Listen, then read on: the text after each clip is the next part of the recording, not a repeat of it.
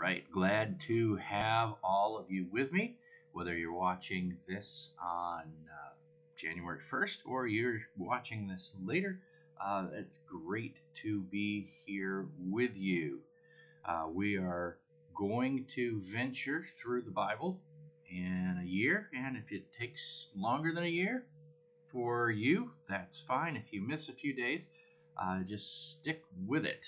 Uh, there is a link that I've got. You could maybe make it out on the top there. If not, will be attached in videos or along the way, or you can connect with me and I'll make sure you get this. But this is the plan. And if you'll notice that it starts on Saturday, and that's because January 1st is Saturday. And so I put it in order to be able to start on the first day and not have to look through the middle. You can arrange it however you want, but this is the way I'm going through it, and you'll see that Psalms are on Saturday, the Gospel readings are on Sunday, the Law or the Torah is on Monday, History is on Tuesday, the Epistles are on Wednesday, Poetry is on Thursday, and the Prophets are on Friday. And so that is how we're going to walk through the Bible in a year, is this genre style reading plan where you read a different style of reading based on which day of the week it is. And the other nice thing is, as I tried to arrange this, I put Psalms on Saturday. So while you might be busy and go, oh, I forgot to do it, I didn't do it early in the morning, Psalms are usually going to be between 1 and 3 Psalms, maybe.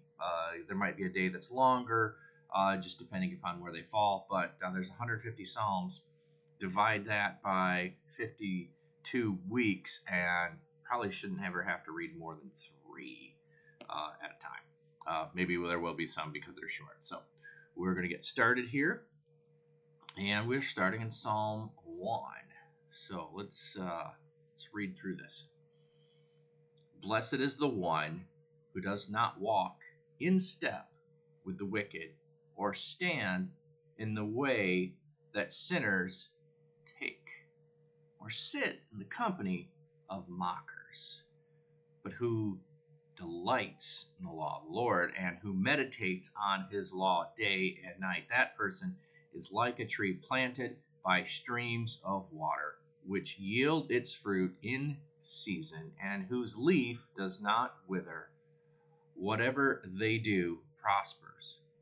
Not so the wicked. They are like chaff, which the wind blows away. Therefore the wicked will not stand in the judgment, nor sinners in the assembly of the righteous. For the Lord watches over the way of the righteous, but the way of the wicked leads to destruction. I want to talk about one before we move on. Thinking, in case you're just wanting to get through the read part and not sticking around for longer, but these aren't going to be that long. So there's a compare and a contrast here of the way of the wicked and the way of the righteous. And one of the reasons for this is trying to give wisdom and encouragement that while things do look bleak at times and like the wicked do prosper, what they are and what they have will not hold up to scrutiny. That's one of the things that is trying to be stated here.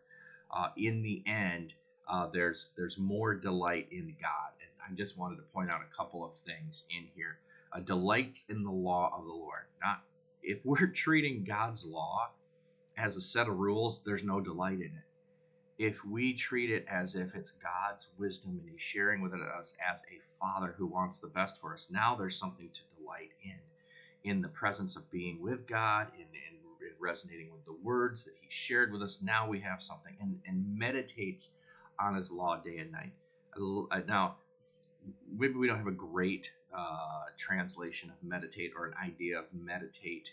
We get Eastern thoughts or cultic kind of things when we think of meditating, chanting, those kinds of things. No, meditating on God's word is to be thinking about it, is to be spending time with it, resonating with it, mulling it over, chewing on it, digesting it.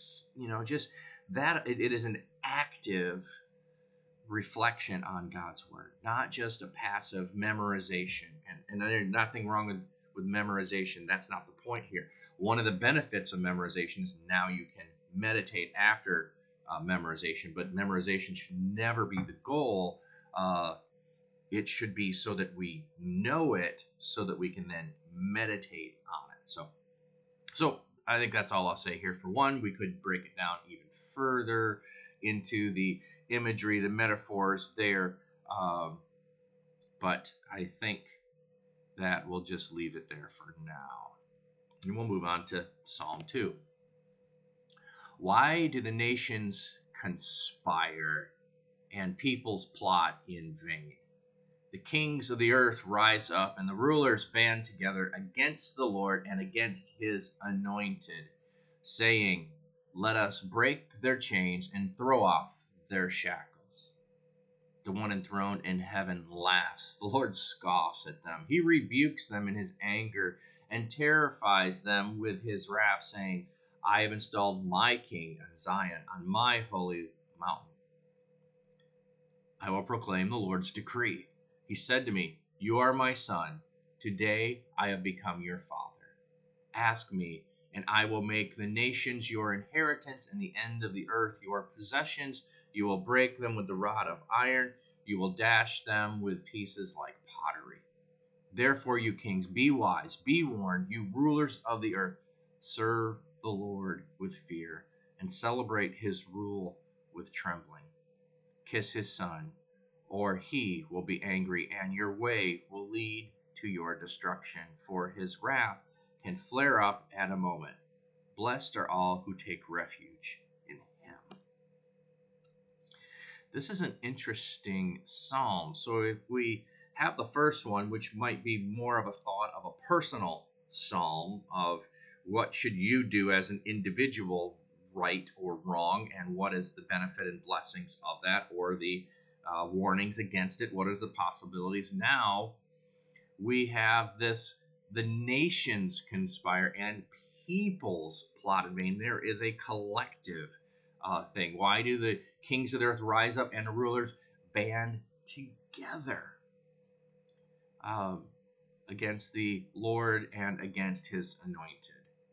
So there's this collective idea, this nation idea. And one of the things we would see as we read through the Old Testament is different people groups often banding together, 2 or 3 at times, that would band together and then go up against God's people. Later on, when they're taken into captivity, that's not so much the case. We have the Assyrians who come in. They're not banding together necessarily. Or when we have the Babylonians come in, they're not necessarily banding together. However, we do have at times Egypt and other nations banding together against the people of God, or we have Medes and Persians who conquer Babylon. So depending on how you view that, if it's 2 groups together or if you're in a single group, anyway, historical kind of things, the conspiring together aspect of it. So that's a very interesting thing. And what we have pointed out here is the one enthroned in heavens laughs and scoffs at all of their efforts and their thinking. And then there's a declaration that's made.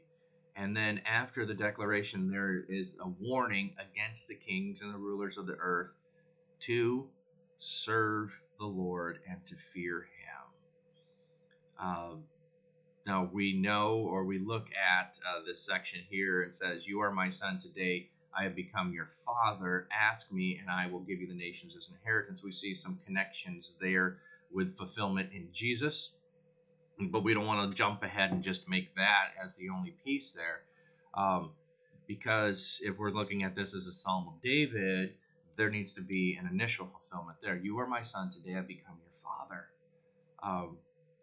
Why is that important? Because the kings, the establishment, David is called a man after God's own heart.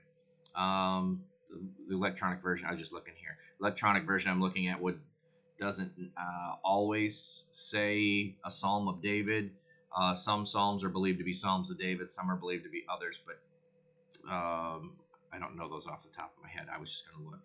I didn't want to make the assumption it was only David, but even so, it would be a king. And so there is the connection between the ruler, and I was going to say David was a man after God's own heart, and therefore God is looked at as his father, and his inheritance is the inheritance he gets not only from Abraham being the descendant of, but that came from God as a promise, and so therefore there's the inheritance from God as God being the Father. There's a connection there. I don't want to go further with that. These are just want to be simple, short, get you going, get you through the Bible in a year. So there we have the first two Psalms, and I hope that was. I hope this is a beneficial thing for you going through, and we're starting out well, and that you're able to keep up and keep on doing this all the way through the year.